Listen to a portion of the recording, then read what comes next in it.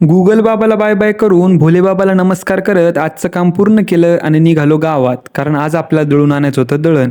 गावात आलो, किरणीत दळण दळायला टाकलं आणि म्हटलं चला जरा स्वामींच्या मठात जाऊन येऊ.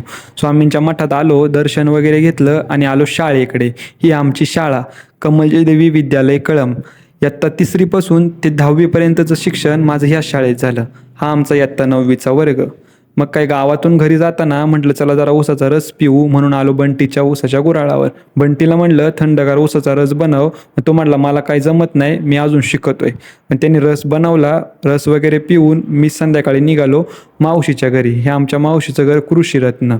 आणि ही मावशीची चिमुकली नात परी. ही म्हणते मी निघाले शॉपिंगला, तू तेवढा मोबाईल चार्जिंगला लाव बाबा, दिवसभर मोबाईल खेळतो.